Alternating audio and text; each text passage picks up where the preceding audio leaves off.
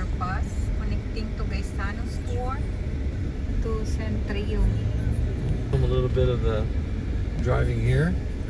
As you can see, people are they don't follow very many traffic rules. They're liable to take up both lanes, just like watch this pickup truck. He's in both lanes. He's going around the jeepney. People will stick their nose out of side roads and just dare you to hit their front end. And people love to go from the far right lane in the third lane over there, and they'll go left all the way, cut across all traffic and go left. It's pretty common. So you just got to drive real defensive, be very patient. I say just point your nose straight and go, but go slow. Not too slow because everybody will pass you, but be patient. If you're a patient driver, you don't get any dents in your car. But if you have road rage, you don't need to drive in the Philippines. Especially, whoops, see, this guy was gonna come over here. Especially if you don't know how to look out for jeepneys and taxi cabs. And heaven forbid you get a bus on your tail. They will run you over.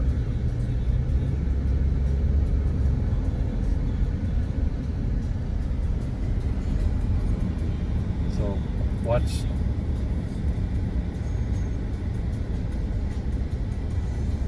People love to go in both lanes, that way they can decide later which way they're going to go. See this guy beside me? He wants to come over here, but he's not quite sure. Nope, now he's going to go back over. And this truck has changed lanes 4 times. And he was the one that was beside us. Then he came over, then he went back, then he came over. To now he's a 45 lane. degree angle. He's going to go through all, there he goes, all 3 lanes, and he cut off the jeepney. So he did a 3-lane maneuver there and cut off a jeepney and really didn't care.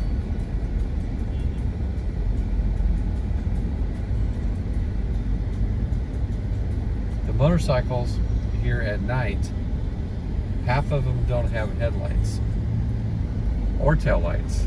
So I really don't like driving at night, not because I can't see. I can see just fine driving at night. Normally I love to drive at night, but around here, well, you come right up on a motorcycle with no lights and it's pretty hairy. And then you'll find a lot of cars will turn their headlights off because the Filipinos have a notion that headlights burn extra gasoline. And if you turn your headlights off, you get better gas mileage. And of course, they don't have a lot of money, so they try to save money any way they can. They think that turning their headlights off will help. Nobody's actually told them that not running their air conditioning might help, but everyone knows that. They have an accident, and then the drivers fall because it is because you cannot really send them because there's no tail lights. And these newer cars, though, it really doesn't make a lot of difference on the air conditioning because your belts are running anyway, compressor's running. But I know it does save. I'm not a mechanic, not an engineer.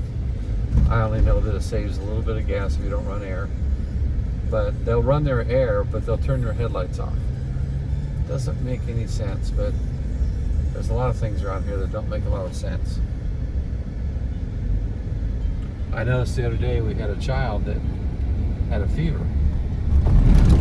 And I asked if we should take the child to the hospital because he was getting up to 102.5. He was starting to head towards the 104, the danger mark. And they said, no, we don't need to take him to the doctor. They don't like going to doctors because most people are not insured here. And you got to pay cash when you show up at the hospital or they won't take you. But the cure for the child was give him a massage. So they were giving him a massage and he was throwing a fit. He was a little 4-year-old. And he didn't like that massage too well. I call him Mr. A. Mr. A was screaming, wasn't he, honey? He did not like the massage. Yeah, when we put He didn't know though that would reduce his fever. And actually I didn't know that would reduce a fever either. I just thought it'd be annoying. The 4-year-old thought it was annoying also.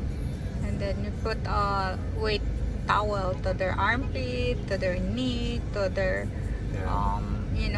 some parts of the body. That was Well, a big he was- help to reduce He the was fever. darn close to needing to be in a bathtub full of ice. Unfortunately, here in the Philippines, they don't really have a lot of ice.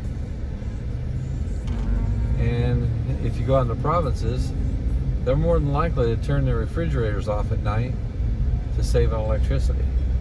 No, because they have nothing to put in the fridge. Of course, they Well, off. that's- But if that's the true, too. fridge have But you which can, came first, turning off their fridge because of no electricity, or not having any food in the refrigerator because you don't have any electricity going to your fridge? yeah, because one or the other. you're paying for the electric for the fridge, and then you cannot put, because there's I no know. frozen foods. It's, not like us. We have few You know, foods for frozen. we call it a so- first world problem in America when you can't pay for your electricity. Here, it's just a part It's of a big deal. everyday life. Right. Everyday life, they got to worry about what their electricity bill is going to be every day. Yeah. It's true. We're very fortunate to be expats living here. You're very fortunate to pay 18 grand for your electricity for the first. Yeah, I got a little For carried the away first that time first you're here? that first month that I was here. And it was pretty bad. Had my mother-in-law and my niece downstairs. I was trying to air condition the second floor with my huge air conditioner downstairs, and I was running a air conditioner upstairs, and I was running air conditioning in my I'm telling bedroom. you not doing that. What was but it? It your was heart needed. $380 for our electricity bill. Yep. Yep. I kept telling you that you must be off. I and was- then, I of was course, put on pay because probation. you run that one for the overnight. That's Yeah. why I said, okay, let's see how it gonna look true. for the first bell. So here comes. Here it Ta-da! comes. First bill. 18 Ta-da! grand. $380. So I was put on probation. I was told to be more energy efficient, and I did a lot better the second month, right? Yeah. What was it? Second month we paid like almost 10 grand. Yeah, it was like 900 or 9,000 pesos. 9,000. It ended up coming up to what? Because with VAT, with $184. tax, $184. some kind of. So we went because of from- the tax. Went from $380 to $184. So that's pretty good. Where the ambulance came from? He's going somewhere. Yeah. I took the They don't ambulance. pull over for the ambulances here. Oh, They true. just stop, and then the Or ambulance. people racing by the ambulance Yeah, at and then the they'll back. jump behind the ambulance and chase the ambulance because it's a good way to get through town, being right behind an ambulance.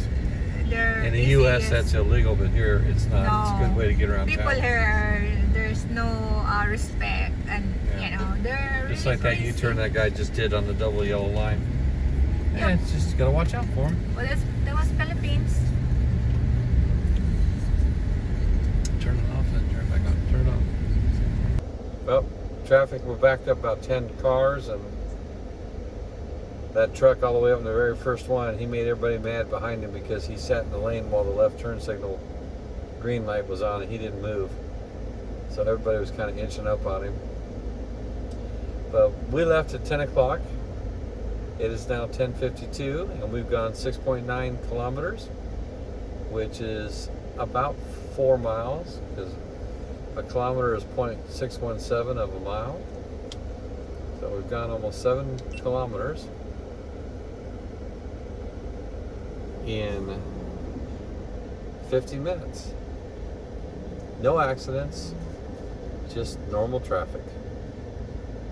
So I don't like coming to downtown Cagayan de Oro. I like staying up on the uptown where we live, because traffic's bad enough up there.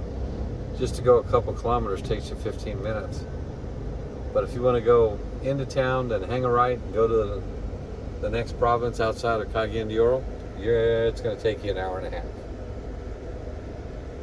And this is Thursday morning, almost 11 o'clock now. And that's just the way it is. Hello.